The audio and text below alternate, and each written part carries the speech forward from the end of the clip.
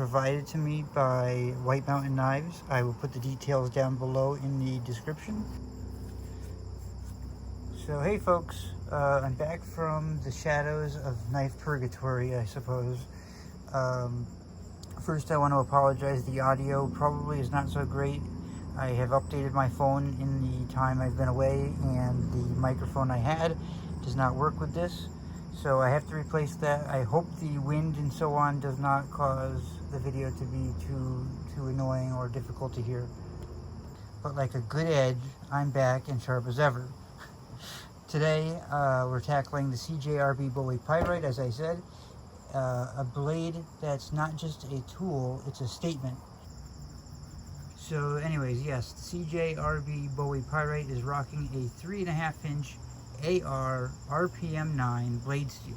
You know, that's CJRB's in-house steel, and I haven't had a ton of time to play with it or deal with it, and as a loaned knife I can't really do a whole lot in terms of sharpening or edge retention testing, but I have a good feel for it at this point, and I'm going to let you know what I think. The AR RPM 9 not only is a tongue twister, but it's that steel that's basically the Swiss Army knife of blade materials.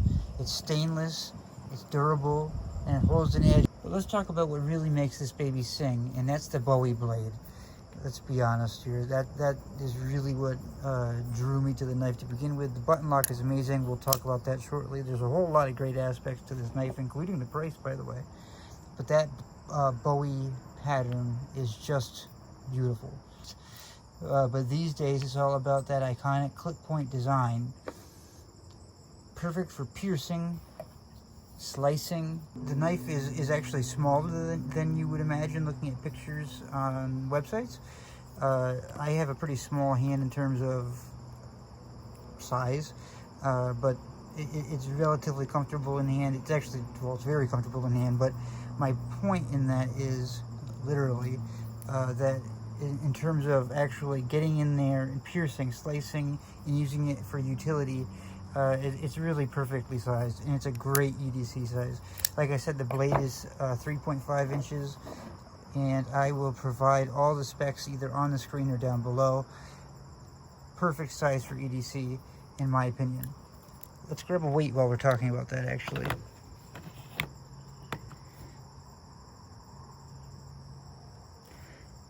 Yeah, see, so this is what I'm talking about. Some of my equipment is not exactly working right now. It's been so long since I've made these videos that I have no idea what out 2 means on a scale. I did just replace the batteries, so it really shouldn't be that. Okay, so that's another detail that I'll add either on the screen or down below. It's relatively lightweight. It's not, you know, it's not notably light, but it's definitely not heavy. As I keep saying, it's perfect for EDC. It's just the right size, just the right weight. It's not too light where it feels like a toy, but it's perfectly balanced in hand. Great knife for that purpose. I will say that the ebony wood, it looks really nice. I believe these are T6 screws all the way around. Let me zoom back out. Let's see here. These are Weehaw bits, like every dedicated collector and enthusiast should have. Let me just verify that this is the T6. Yes. And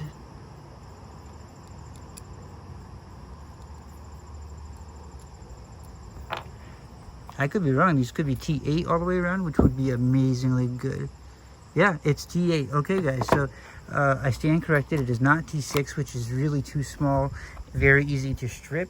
It looks like it's T8 hardware all the way around. I really like that a lot.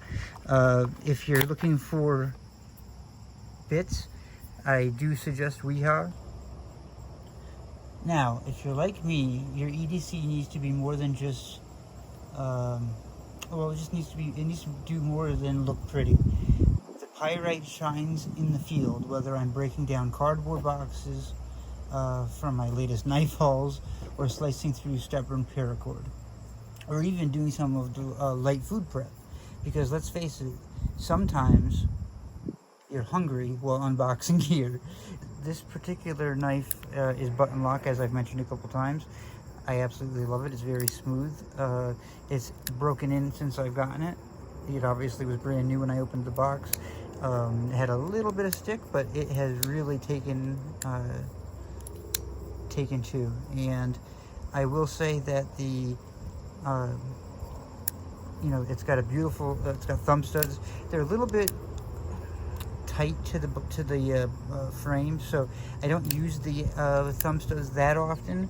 However, they do have like a, what is it, Coliseum or Stadium, sorry, I have notes on my hand,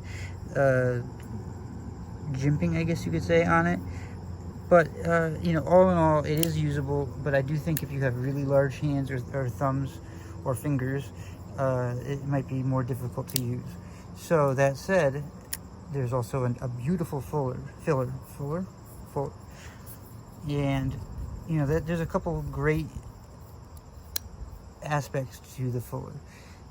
One is it actually is large enough that it does have a weight reduction value to the blade. The steel on the big hunking blade is heavy, in terms of, trying to keep the knife in EDC weight range. So the fuller does cut out a decent amount of steel to be able to lighten the load. It also is a perfect size to, spidey flick, I guess you would say. Or I oftentimes like to just kind of pinch it and kind of just roll it out, where somebody might have done that with the thumb studs. See, the thumb studs are good for flicking, but they don't really roll very well. It just doesn't, to break that detent is not easy with the thumb studs, in my opinion. The fuller's beautiful. The button lock is nice and smooth. Obviously, you can use it to deploy or retract. It does have a good, decent finger choil, but more importantly, that choil is good for sharpening. The plunge line is okay, but because of that choil, it makes it very easy to access just the cutting edge. So if you were to sharpen this, if I were to buy this and sharpen it to my standards, I guess you could say, it's well done, where you're going to be able to have full access to that cutting edge. Now, it also has a deep carry pocket clip. I do wish that it was sunk into the wood. It's not that big of a deal. It does have the flathead screws, as opposed to kind of the mushroom tops. I keep trying to get it to stay in focus. There we go. Let me see if I can zoom in a little more. So it's a good deep carry clip. I believe it's probably just a cutout of steel. Ooh, geez, a steel cutout. It's not that flexible, but it works perfectly, at least for me. Again, I wish it was sunk into the frame, especially considering there is no lefty love. So then, the clip is going to stay on this side. And so that said, I would prefer there to be that cutout where the pocket clip actually sits more into the frame, or the scale rather. Geez, I almost just dropped it. Okay, so T8 hardware, button lock, beautiful. Let's see if I can show you more. The button lock is obviously the detent as well as the locking mechanism. You can see right there, it's kind of like a plunger where you press it and it releases. I do like that it kind of has the shoulders on the stop pin where it hugs that stop pin. It makes it a very nice, secure, tight lockup. There's no blade play whatsoever. Looking closely at the inside, you can see that the frame is cut out, so that it does reduce the weight there. And you can also see the cutout or the ergonomic fit for your thumb. Your finger. I find that a lot, if I'm holding it kind of in the hammer grip, I guess you would call it, I stay kind of back here, and then when I'm doing more precise work or really need to choke up on it to get that solid feeling, I use the choil. The only thing, again, the choil is great for sharpening, but as far as fingers go, I have small fingers. If you have large fingers, you really do need to be careful of that edge there, because it's just not the right size, really. I mean, it works perfectly for me, but again, being, most people well, I shouldn't say most people have larger hands, but I have smaller hands, so anyone with larger hands than mine is going to find that that choil is not really going to work out well for them. That said, the price point is like $70, $60, somewhere in that price range. And that having been said, it is absolutely perfect for EDC. I mean, you're sub $100. You're getting at least 3 or 4 different patterns that you could choose from with the wood or the not wood. It's a beautiful Bowie looking blade, and a perfect button lock. I've tried for example, the button lock Elementum, and I'm just not a fan. It's okay. The Elementum is a solid, like, generic knife. I have one. I don't have it handy to show you, but not the button lock one, but I have. Regardless, my point is, this is a well done button lock, and I really do like the Bowie blade a lot. It really draws a lot of attention, and people who see it actually are asking questions about it and are curious about it. So it's interesting. That said, it is kind of a mean looking blade, so you might not want to pop this out in church or the store because it does definitely look a little bit aggressive, but I really like that. What else can I tell you about this knife? This one is the ebony wood, as I keep saying. I believe the other one, there's another wood version, and then there's also, I want to say, G10.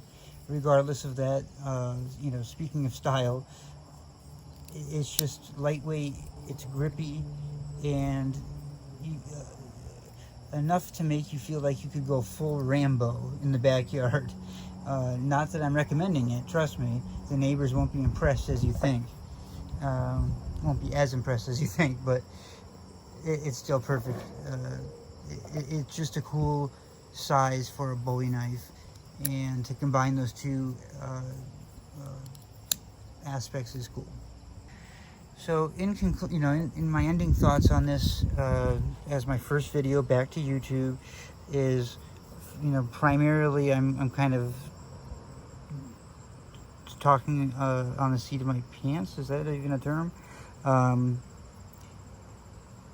So bear with me. I'm getting back into it. I'm comfortable speaking to you guys again, but it's just a matter of getting the right information across to you. That said, actually, I am missing some information that I'd like to tell you about. So, let's look at the length. I know I told you it was 3.5 inches on the blade. Let me just double check that while we're all engaged here. Yep,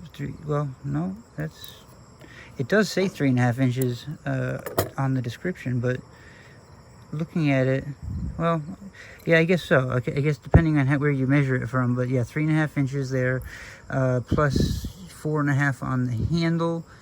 So there you go. As far as thickness goes, the stock on the top is relatively average. It's about 2 millimeters. I do kind of struggle still getting the behind the edge measurement, but let me just try to do that here. I'm going to take it off camera just to look closer.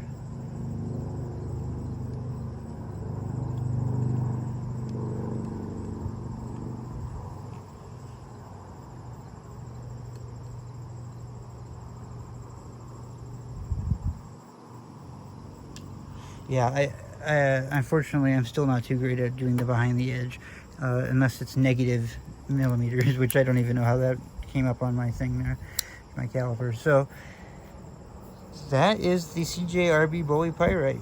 Overall, I suggest it. I do recommend it. The price makes a big difference. I will tell you that. I really appreciate the price, the size, that button lock. I have to do a little bit more in-depth work with the AR RPM9 steel. I'm not all that familiar with it. I know what the name of it is. I've worked with it a few times, but I've not extensively sharpened it or